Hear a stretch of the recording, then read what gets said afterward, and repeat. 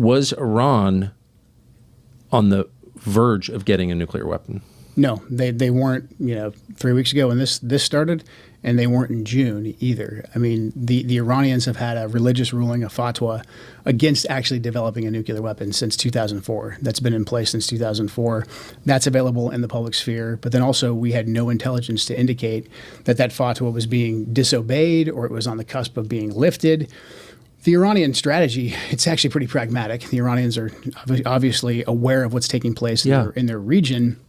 And their strategy was to not completely abandon their nuclear program because they saw what happened to Muammar Gaddafi in Libya when he said, hey, I've got no more nukes. I'll do what you say. I'll give up my nukes. And we gave him the Nobel Peace Prize? Yeah, we regime changed him, and he was executed by his own people in the most horrific way. Oh, sodomized by a bayonet. Right. Okay. Yeah. So that's that's the lesson I think that the entire region took from that when Hillary Clinton. Unfortunately, that is what the neocon, neoliberal warmongers. That's the lesson that they showed everyone in the region. And then conversely, the Iranians also knew that if they came out and said, "Okay, we've got a nuke," whether they were bluffing or not, Saddam Hussein, Iraq right next door. So they kind of had he hung. I think he was hung by his own people. After a bloody war that's still essentially going on inside of Iraq. So the Iranians' position, when viewed from the lens of the region, was actually fairly pragmatic. They were preventing, themselves from developing a bomb, but they still wanted the ability. They wanted the ability to enrich. They wanted the ability to have some components so that they weren't completely stripped of it. And when we always assessed that they were either several months or a year, 2 years away from actually being able to develop a nuclear weapon. And that's not because the Iranians are stupid people. I think we can tell right now that the Iranians are anything but stupid. They had the ability, I think, that the brain power to actually develop one, or they could have simply traded a ton of oil with Pakistan or with someone else to actually get a nuclear weapon. They were not doing that. We had no intelligence to indicate that they were. Further rocket attacks were reported against Nahariya and admitted.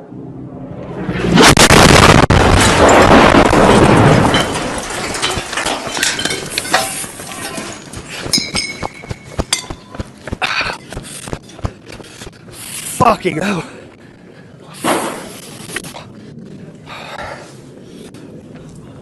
Fuck.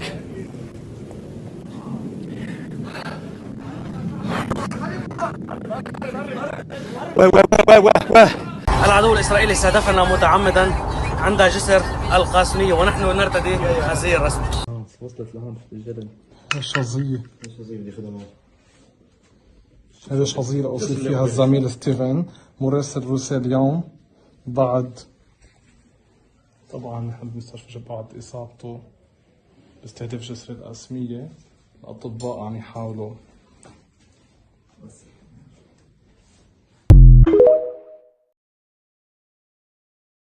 Sitting behind the Resolute desk in the Oval Office, Donald Trump lifts a model of a B-2 bomber into his hands, turns it, admires it, and smiles. Let me just hug that little sucker. Not a joke, not a slip, a glimpse. He praises its size, marvels at its power, boasts that when he sent its real counterpart into the night, every single bomb dropped right down the chute. This is not how a leader or even a man speaks about war. This is how a child speaks about a toy, and that is what's so chilling. He doesn't speak of tragedy, of cost, of death. He speaks of spectacle, of mastery, of pleasure. Over and over again, we have the strongest military by far. No one even close fears him, and it's not even close. He lingers with glee on bombs falling perfectly. He revels in the biggest explosions anybody's ever heard. Days earlier, he looked at Cog Island, reduced to rubble, and said the US could strike it some more just for fun. Just for fun. Violence is not reluctant, it is indulgent. Not a burden, an appetite. Not necessity, play. And it doesn't stop with him. From the Oval Office to the Pentagon, the language doesn't change. Pete Hegseth, with sheer exhilaration, declares B-2s, B-52s, B-1s, Predator drones, death and destruction from the sky all day long. All day long. The words of a psychopath, not a statesman. And he says the rules are designed to unleash American power, not shackle it.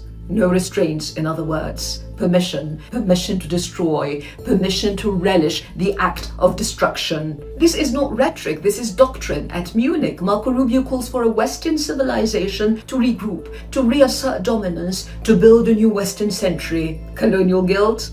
A weakness. Taken together, this is an administration with one organizing principle: brutal force, no restraint, no law, no treaties, no interest in the very institutions America built after World War II. Look closer at the men entrusted with war. A war secretary accused of sexual misconduct, who paid to silence a rape allegation, who shows up to work drunk, who frequents strip clubs, harasses women until he's thrown out, whose colleagues recall drunken nights shouting, "Kill all Muslims," whose own mother spoke of a long record of abuse of women, and there are many, she says. Even his body speaks. Deus Vult, the Crusaders' call, the Jerusalem cross, symbol of the Knights Templar, founded in occupied Jerusalem in 1119 with Al-Aqsa Mosque as their headquarters, Kafir in Arabic, infidel, a pathological obsession with Muslims. These are not tattoos, they are declarations, fragments of a sick worldview in which politics becomes crusade and the modern world a permanent battlefield between the West and its enemies, Islam foremost among them. And then those who don't just surround power but steer it. Jared Kushner, Steve Witkoff, a son-in-law, a real estate magnate, no diplomatic training, no strategic depth, yet placed at the center of nuclear negotiations. This is not unconventional, it is structural. Proximity replaces competence, loyalty replaces expertise, nepotism replaces statecraft. But the problem runs deeper still. A British diplomat described them as operating like Israeli assets. Reports go further. The president was not merely advised, but misled, presented with a distorted picture of negotiations that paved the way to war. And the concern did not stop there. From inside the system, a resignation. The director of the National Counterterrorism Center, unable to support a war launched without necessity, no imminent threat, no justification. And he pointed directly to pressure from Israel and its lobby as a driving force behind the war. Because these men are not just aligned, they are embedded. Witkoff, a staunch supporter of Israel, close to Miriam Adelson, carrying a pager gifted by Mossad, celebrating an operation in which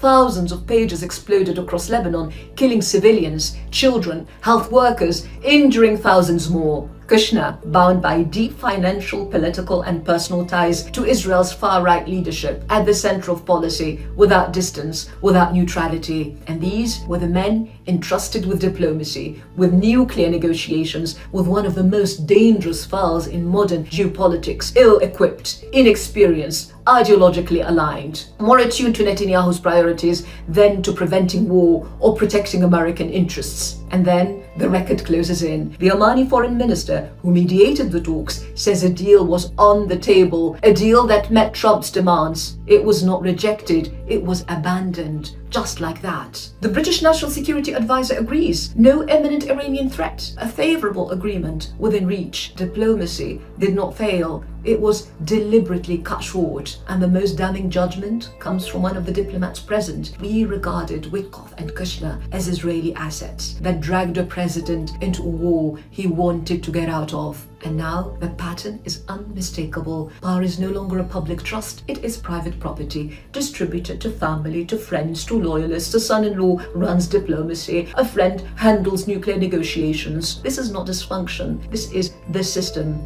And through it, American power bends, not toward its own interests, but towards the priorities of another state. Diplomacy no longer mediates, it acts on behalf of another state. And the machinery of the United States, its fleets, its bombers, its sanctions, its global leverage is bent to serve. And as the Omani foreign minister warned, there are two parties to this war who have nothing to gain from it. America has lost control of its own foreign policy. What we're witnessing is something more primitive, a thuggish, power-drunk administration where domination is the only language, militarism, civilizational arrogance, crusading fantasies, no longer at the margins, but at the center of power. These are not fringe figures, they command fleets, bombers, armies, and they speak like a gang, boastful, taunting, intoxicated by force. And even now the language doesn't change. Last night, Trump tweeted saying, "I wonder what would happen if we finished them off." Not strategy, reprisal, not just against Iran, but against anyone who refuses to fall in line. A modern Nero, flames rising behind him, spectacle before him, and a world watching in horror.